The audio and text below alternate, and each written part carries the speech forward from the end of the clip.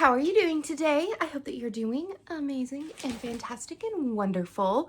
If you hear any pitter-pattering or squeakiness, that is Penelope playing in her in her playhouse. So, I have read so much this summer. One of the things that I did accomplish was reading. So I'm going to sort of go through all of the books that I read in June and in July. And hopefully you guys get some good books. There were some highs, there were some lows, but overall I feel like I had a solid reading journey this summer. I didn't necessarily read all books, all of the same genre that I like. I definitely went outside of my comfort zone for some of them, but I am still very, very excited about what I've read. If you haven't subscribed to my newsletter, you can go to courtagonist.com and sign up. And I just sent out all of the books that I have read and just some summer updates of like my new crochet habit and pictures of Penelope. But I also linked all of the books that I read in June and in July. So without further ado, let's get started. The very first book that I read was Cutie Pies and Deadly Lies. This was like a Kindle Unlimited thing. I signed up for Kindle Unlimited this summer. I didn't read a whole ton of Kindle Unlimited, but they gave me 3 months for free. So I was like, why not? Why not? And this book was just, it was okay. I loved the idea of it, but I feel like it just didn't quite get to where I wanted. So I did rate this 2 stars. But there are 55 books in this series. 55. Holy moly. And it does look like I am of the minority when it comes to rating this book, because on Goodreads it has a 3.9 and on Amazon it has a 4.2. But the main character is Lottie Lemon, and it says that she sees dead people. But I feel like the magic could have been better well done. It was like sort of like halfway there, halfway not there, and it had a love triangle that I wasn't really like into, and so I mean it was okay. I would not recommend it, but it was okay. The next book I read was Vera Wong's Guide to Snooping on a Dead Man, and I gave that 5 stars. It was freaking amazing. Anything by Jessie Q. Sutano is just pure gold, really. I have read quite a few of her mystery books, and I love them. Her Vera Wong series is my favorite. This one made me tear up. It made me laugh out loud so many times. But Vera Wong is back and as meddling as ever in this follow-up to the hit of Vera Wong's Unsolicited Advice for Murderers. Ever since a man was found dead in Vera's tea house, life has been good for Vera, that is. Like, it's hilarious, and I love it, and I feel like you should read it. The next book that I read, I actually pre-ordered from Waterstones in London, because I am now going to be a Janice Howlet completist. I love her books. Like, I have all of her books. Where are they all? I think I've got a stack of them over there. But like, I've read The Appeal, The Twyford Code, The Christmas Appeal. Like, I've read all of it. And so when I found out that she was making a middle grade mystery series, I instantly bought it. And I, of course, picked it up in paperback, and that's the best way to read it. I wholeheartely believe that that's the best way to read it. That's how I read it. And there are so many like clues going through the book, and you get to see like pictures and drawings. But it says, when Ava and Luke discover a mysterious box of papers in their attic, they are instantly curious about secrets it might hold. As they read through letters, diary entries, newspaper cuttings, and listening to secret recordings, they realize that a decades-old, still unsolved murder is unfolding right in front of them. One of the things that I love about Janice Howlet's writing is that every single one of the books that she writes is epistolary. It's through journal entries, diaries, newspaper cuttings, like all of these different things. And it makes it feel so immersive. It makes it feel as though you are going on the journey with her and with like her protagonist. And I freaking love that. I have only ever read Janice Howlet physically because of the way that it is written.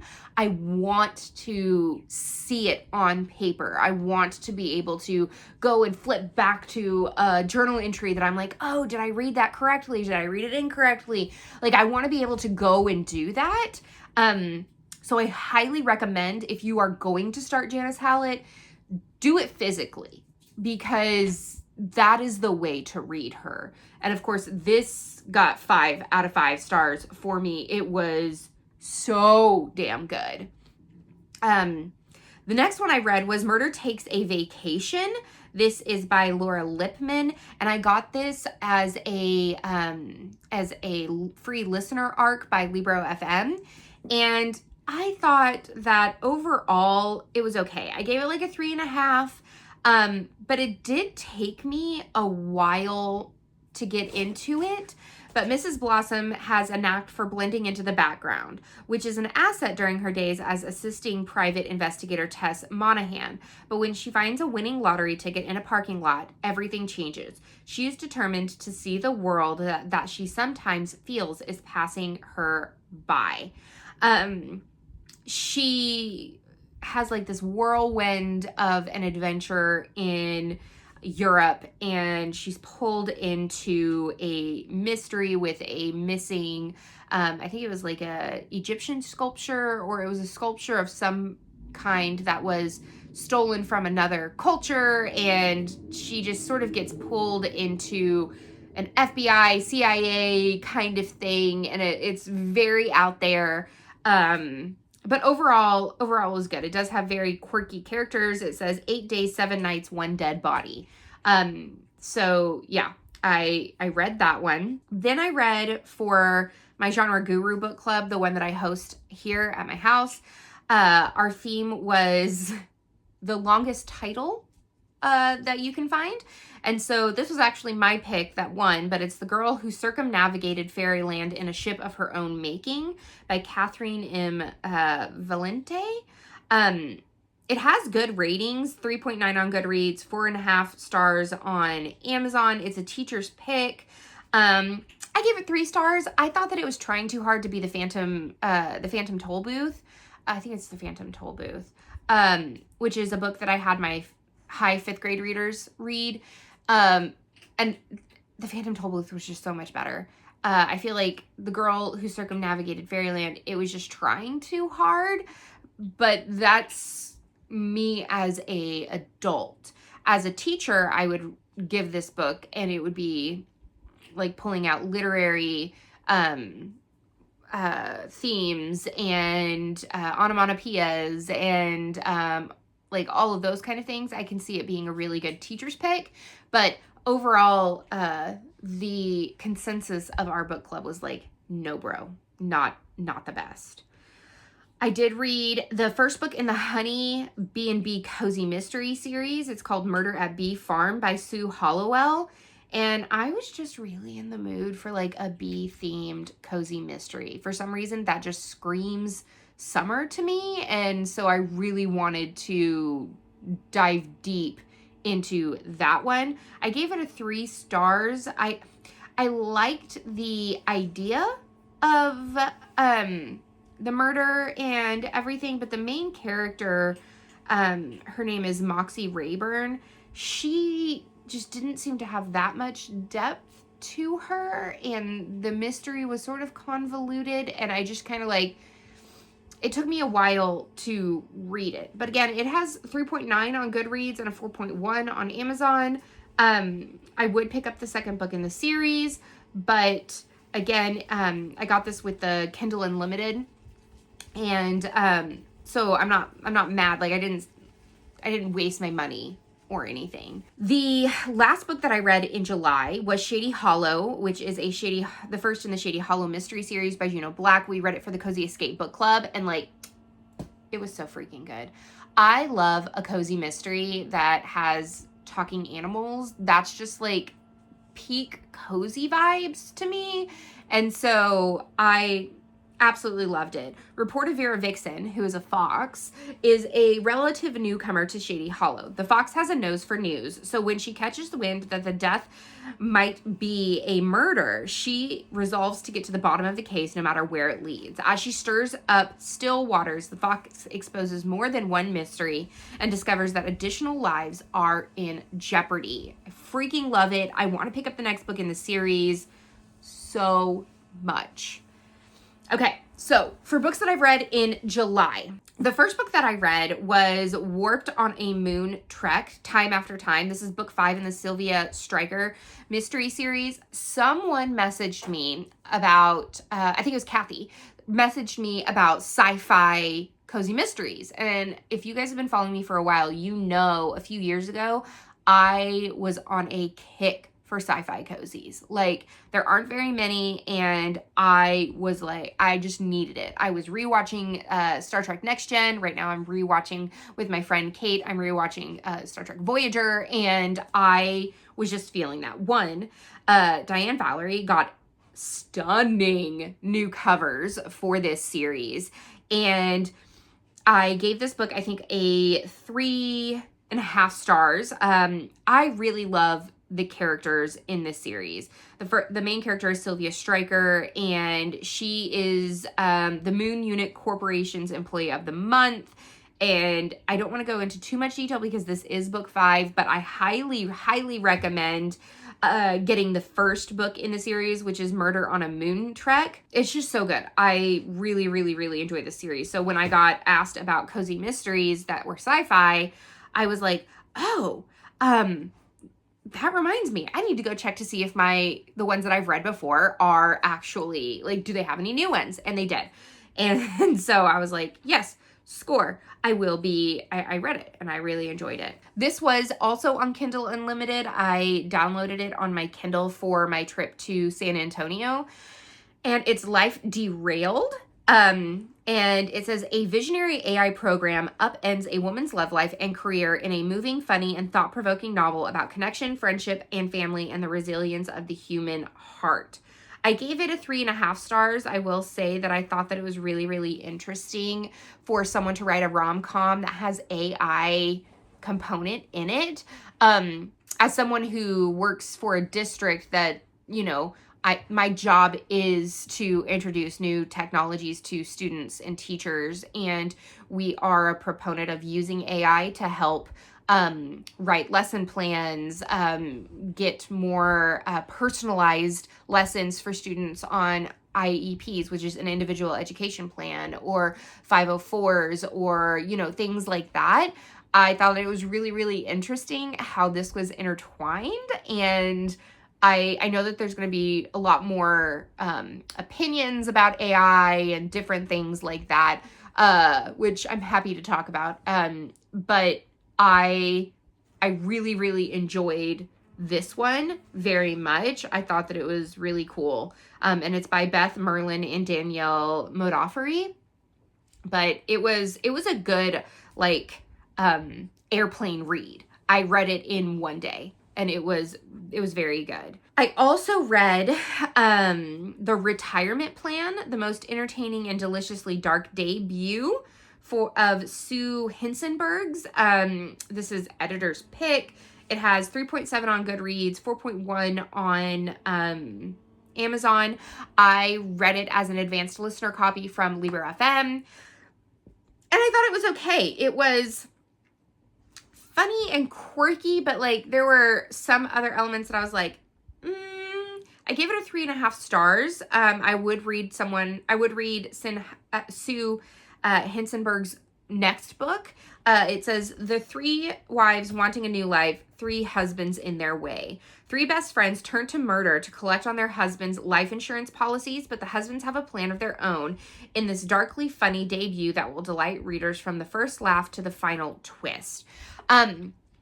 I enjoyed the fact that it went from the ladies' perspectives to the husbands' perspectives. I thought that that was unique, being able to see like both sides of the pendulum. But it took me a while to finish this book because there was a lot going on. I then read, guys, this author. I think I'm going to have to read more from this author, but I got this book from when we were shopping at Walmart for groceries. We just went down like the book aisle, which I don't do very often at a grocery store, but this one pulled me. I got abducted by aliens and now I'm trapped in a rom-com. When I say that this is like level 5 spicy, this is level 5 spicy. So if you do not like a love triangle, like, don't read it. I will say that, like, as I was reading certain parts, I was like, oh, I'm closing this book. My children are in the room, and I can't be having these feelings and my face flush while, like, my 4-year-old and my 2-year-old are running around. So, yeah. But it is a romance about a woman who gets dropped on a strange planet only to fall for not 1, but 2 aliens. This person, or this author, Kimberly Lemming, has also wrote I Got Drunk and Yeeted, a love potion at a werewolf. I know that she was very popular on the Tickety Talk, but I saw that one and I was just grabbed, like 100% just grabbed. The next book that I read, I am obsessed with, and I'm very excited that book 2 is coming out in December, because A Grim Reaper's Guide to Catching a Killer by Maxi Dara was amazing. It was 5 out of 5 stars for me. I loved it so much.